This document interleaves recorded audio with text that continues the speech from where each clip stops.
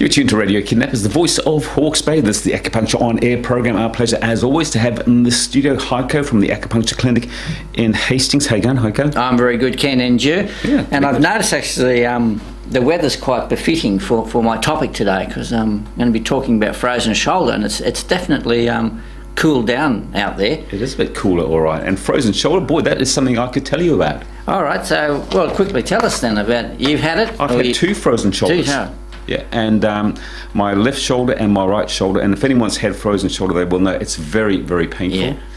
And I went to the docs about it. I should have come to see you. But the doc said, look, there's really not much you can do about it. One guy tried manipulating my arm and shoulder. Yeah. And if he is lucky, I didn't hit him. It was so painful. And he said, oh, come back tomorrow, we'll do it all again. I said, I don't think so. And the doctor said at that point that it might take 2 years to come right, and he was right. Yeah. And then a couple of years later, and it's only just come right in the last 6 months, my right shoulder went out as well. Right. And it took 2 years to come right. Anyway, I don't want to take your show away from you. So. No, because that was one of the important things I actually wanted to bring up in the show. It does have this, as an average, it's 18 months that it takes. And it gets better without any treatment at all, but it takes 18 months. And it tends to go in a number of phases. Like when you first get it, it's extremely painful and extremely frozen, stuck, if you like. And that might be the first 6 months. And then the next 6 months, it's less painful, but still stuck. Yeah. And then you find in the next 6 months, it's getting sort of like quite a bit less painful, and slowly the mobility starting to come. Yeah. Why do we get it? Well, see, in Western medicine, they don't really know. I mean, because it's sometimes it is in relationship to an injury, but in most cases it's not. And it's one of these things. And I've done I actually wrote a paper on frozen shoulder, which is on my website for people if they want to read that. And there are some other correlations that they've come with it, and one of them's quite interesting is that they say people who get it later on have a disposition for diabetes, and they can't work out whether it's actually weird. Something, but it's just, you know, that there is this like statistical sort of little note there that people can have a more chance of getting diabetes. Wow, that's amazing, isn't it? Yeah, and see, in Chinese medicine, Western medicine calls it frozen shoulder, you know, and Chinese medicine, you know, has different names for it, and one of them is like cold shoulder, and one of them is like 100-year-old shoulder, you know, because that's what you feel like, you know, when you get it. And as you pointed out, the reality is with Western medicine that there is no real treatment for it. Sometimes they do some steroid injections, sometimes ultrasound, but they can't actually see anything. You know, it's not like you've got an infraspinatus tear and you can actually see that on a scan or something. With this thing, you can't actually see anything. Yeah, I had that injection and it did absolutely not one thing for me. Yeah. So I just had to sort of live through it. Yeah.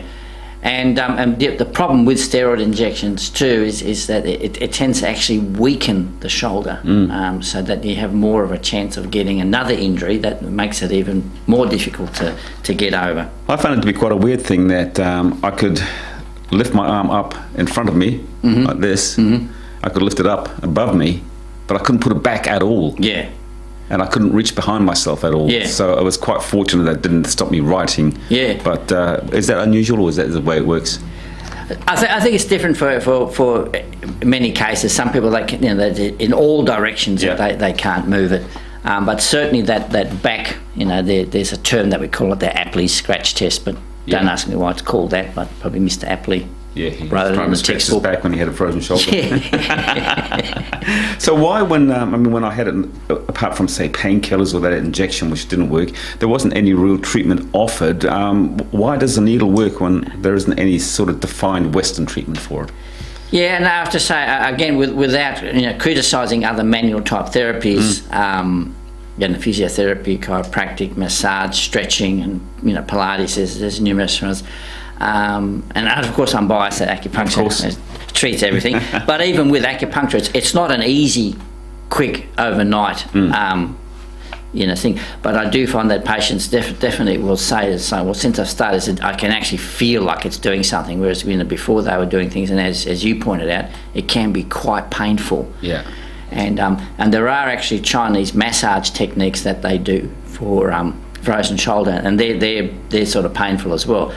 But my experience is that the acupuncture, because it's non-invasive, I'm not grabbing your shoulder and trying to pain. You're still resting and relaxing, and then you're doing it, and you're stimulating the body, if you like, to repair and heal itself. You mentioned that in the main it's 18 months if we just let it heal of its own accord. If we go through a course of acupuncture, how much would it shorten that by? Yeah, definitely. And again, I couldn't say it's just with my own experience, but I guess with my patients, I'd be saying that it could bring it down to 6 months or 8 months or something like that. That's amazing. But it's one of these things where when people think, because it's not like instantaneous, it's not like you've got a frozen shoulder and you can put a needle in and then like you get off the table and you can do your Apley scratch test and scratch your scapula, but they can feel like it's doing it without having aggravated and bending it. So I try to suggest people to have acupuncture twice a week, at least to do a course of 10 or 15 sessions, something like that. How common is it?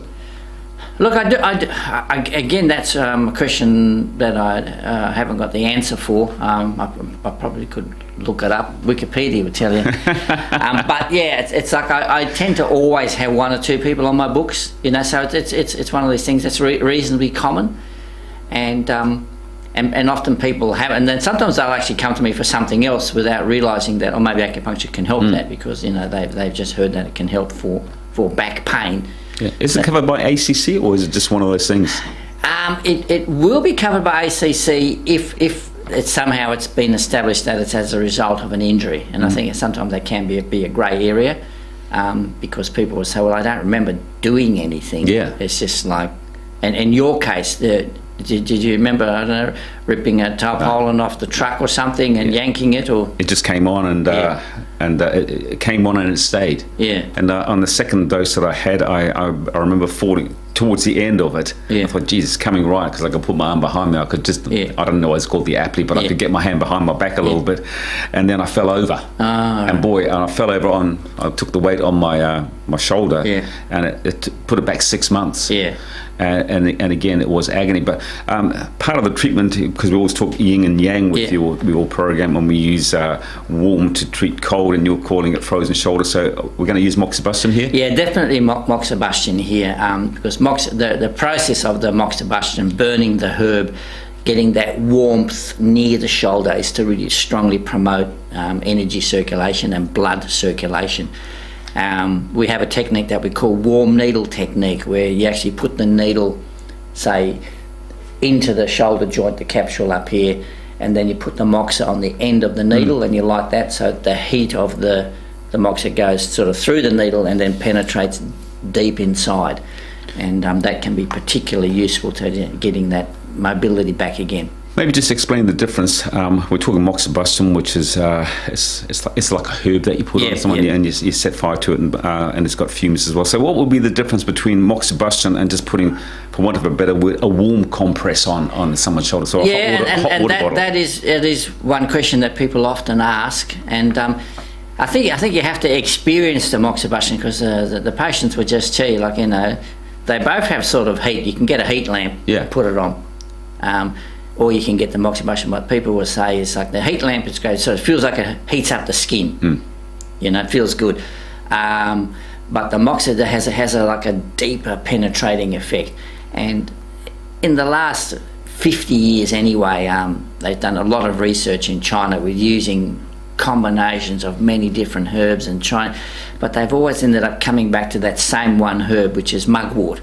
And they say just the simple, plain old boring mugwort is the one that works the best. Sure. And it just has a deep penetrating effect. One of the other research is that's been done in China. They've actually found that the mugwort, the burning of the mugwort, the moxibustion, it actually causes what's called stem cell proliferation, which means is that the stem cells actually go into the injured cells and replace them, and other herbs are not doing that. So yeah, how they worked it out, I don't know. Now, interesting that you're saying that you're using warm needles with moxibustion on it, and you often say that if I've got a headache, you might put a needle in my little toe. Is that going to happen here as well? Yeah, well, we do both. We definitely would do local work. Yeah. Because you just imagine it's frozen, everything's stuck there. Now that stuckness may have come about for many different reasons. Sometimes it's the liver, because if you think about the liver is a big bag of blood, if you like, and it's to do with moving blood and things around. So then you want to work on that liver, on the blood of the liver. Then there are certain meridians that go to the area, so we might do a point down in here, or in the elbow. But as well as there's other classical points that just have this reputation for treating shoulder problems generally. And we say one of the things we do is we treat the opposite leg. So if you've got the left shoulder problem, there's a point below the right knee that we would do, and you stimulate that. And it has a technique called the mirror X treatment. So you definitely would do points away from the body, and then you look at treating the root cause of the problem, which might be kidneys, liver, spleen, depending on the person. Is there a noticeable relief when you're actually under the needle? So when I'm come to see you, I'm getting the needles are in me. Do I feel better at that point? Better than I would feel when I go home? Often not maybe right then and there, but often they can get off the table, particularly if you've used the moxa. It's people think, oh, that felt good. I could feel that like going inside, doing something. And they get off the bed and they just move their shoulder a bit and think, oh yeah, this is a little bit better, and that's good because it's a little bit without having to yank it and move it and twist it. And don't ever do that. Yeah. What about cupping? Yeah, and definitely the cupping. The cupping's very interesting too, because the frozen shoulder often has what we just call it's stuck blood, inhibited blood circulation in the area.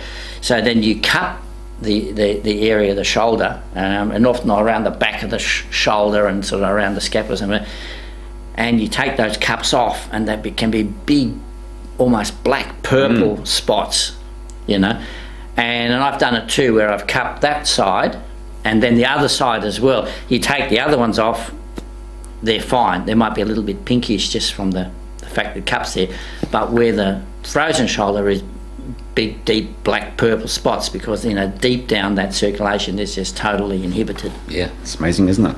All right, Heiko, we just about come to the end of the show, so if we've got a frozen shoulder... And you just want to book in? Use your shoulder? It's better now. Typical. But that's a good point that you raised, because, it's funny that I've had it twice. Yeah. I've had it, in each shoulder. Yeah. Is it likely to come back, or is it just one of those things? Could I take preventative acupuncture or moxa, or it doesn't work that way? Yeah, that's an interesting question. It's not uncommon that you do get it then in another shoulder, but I don't think it's actually that common. But I'm prepared to eat my words if I'm wrong. Guy, that you get it again and again. It's not something like, it's like, I don't know, a migraine attack, you get one every week for 10 years or whatever. Yeah. I don't think it's like, every 2 years you're going to get it coming back again. Yeah. Oh, well, touch wood. So there's nothing that there's no preventative cure. Oh, no, but look, if you see me twice a week for the rest of your life... I'll be right, and let me get it again. we'll, we can use you as a scientific experiment to see if it helps. Yeah, shall we do that? Time for a song, what is it? Now, the song, of course, is something I know that you'd be really familiar with. It's it's one of my faves. Yeah, one of your favourites, and the song is called The Giant, and you must have it on loop in your car. Who wouldn't know this song? It's 9 minutes and 36 seconds long. It's from an English group called The. Yeah. They got together in 1979. They are still doing it, by the way. The album is called Soul Mining, and apart from that, who would know anything about the song?